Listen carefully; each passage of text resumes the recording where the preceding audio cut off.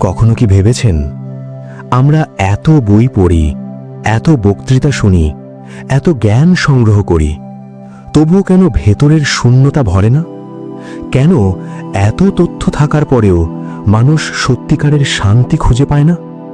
শ্রী রামকৃষ্ণ পরমহংস এই প্রশ্নের এক অসাধারণ উত্তর দিয়েছিলেন।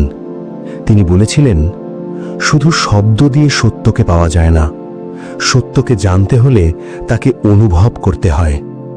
তার জীবনের প্রতিটি মুহূর্ত ছিল অভিজ্ঞতার এক জীবন্ত সাধনা। আজকের এই আলোচনায় আমরা জানব কেন শ্রী রামকৃষ্ণ পরমহংস বলতেন যে অভিজ্ঞতা ছাড়া জ্ঞান অসম্পূর্ণ, ভক্তি অন্ধ আর সাধনা নিরর্থক।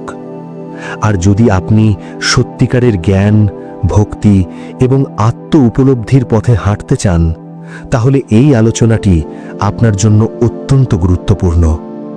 তাই ভিডিওটি শেষ পর্যন্ত দেখুন, কারণ শেষ পর্যন্ত পৌঁছালে আপনি বুঝতে পারবেন কেন শ্রী রামকৃষ্ণ বলেছিলেন, আগে অনুভব করো, তারপর বিশ্বাস করো। শব্দের জগৎ যতই বিশাল হোক না কেন, যতক্ষণ না তা অভিজ্ঞতার আগুনে পুড়ে যায়, ততক্ষণ তা কেবল শুকনো পাতার মতো, যা সামান্য দমকা হাওয়াতেই উড়ে যায়। শ্রী রামকৃষ্ণ পরমহংস আমাদের সর্বদা স্মরণ করিয়ে দেন যে প্রকৃত জ্ঞান বই বা উপদেশ থেকে জন্মায় না। প্রকৃত জ্ঞান জন্ম নেয় সরাসরি অভিজ্ঞতা থেকে। অভিজ্ঞতা হলো সেই প্রদীপ যা আমাদের ভেতরের অন্ধকারকে ছিন্ন করে এবং আত্মাকে নীরবতার কণ্ঠস্বর শোনার দৃষ্টি দেয়। আজকের যুগ তথ্যে পরিপূর্ণ। জ্ঞানের নামে তথ্যের পাহাড় জমেছে, কিন্তু ভেতরে শান্তি নেই।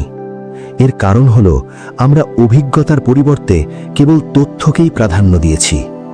শ্রী রামকৃষ্ণ পরমহংস বারবার বলেছেন, যিনি স্বয়ং ঈশ্বরকে দর্শন করেননি, তার ঈশ্বর সম্পর্কে কথা বলার কোনো অধিকার নেই। তার সাধনা, তার তপস্যা, তার অশ্রু, তার নীরবতা সবকিছুই তার অভিজ্ঞতার ভাষায় কথা বলতো। বাস্তবতা হলো এই যে অভিজ্ঞতা ছাড়া ভক্তি অন্ধ হয়ে যায়, জ্ঞান হয়ে যায় শুষ্ক, আর সাধনা হয়ে যায় নিরর্থক। অভিজ্ঞতাই সেই অমৃত যা সাধককে জীবন্ত করে তোলে, যার মাধ্যমে সাধনা ফলপ্রসূ হয় এবং যার মাধ্যমে আত্মা সত্যিকারের আনন্দে হাসে।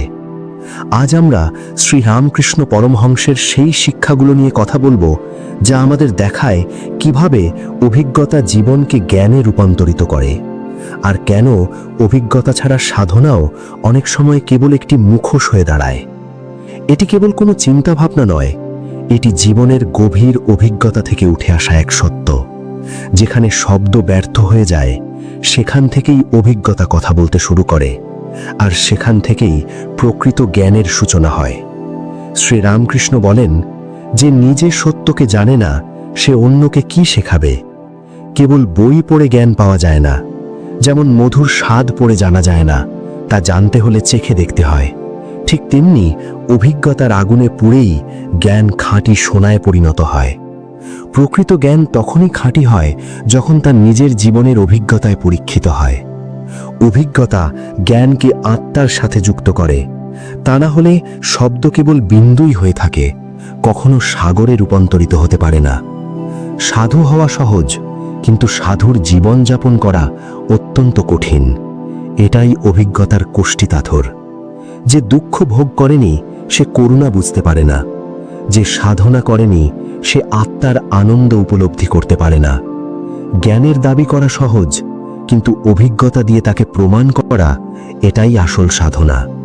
শ্রী রামকৃষ্ণ স্বয়ং মা কালীর অভিজ্ঞতায় ডুবে থাকতেন, আর তাই তার বাণীতে ছিল এমন এক তেজ যা মানুষের হৃদয়কে স্পর্শ করত। যে নিজে অনুভব করে সেই অন্যকে আলো দিতে পারে। যে জ্ঞান জীবনে প্রয়োগ করা হয়নি, তা কেবল মনের একটি বিভ্রম। অভিজ্ঞতা জ্ঞানকে হৃদয়ের গভীরে চিরকালের জন্য খোদাই করে দেয়।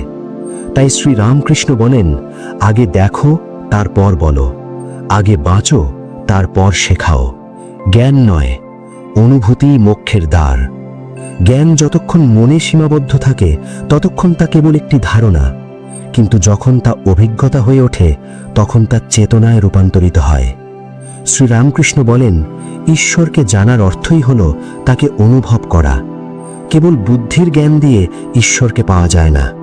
তিনি বলেন, যেমন সূর্যের আলোকে কেউ হাতে ধরতে পারে না, তেমনি অভিজ্ঞতা ছাড়া ঈশ্বরকেও পাওয়া যায় না। অজ্ঞানের অন্ধকার শুধু শব্দ দিয়ে দূর হয় না, তা দূর হয় কেবল আত্ম অনুভূতির আলোতেই।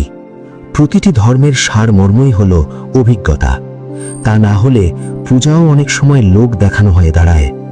যে কেবল পড়ে সে তর্ক করে, কিন্তু যে তা যাপন করে সে নীরবতায় অবগাহন করে।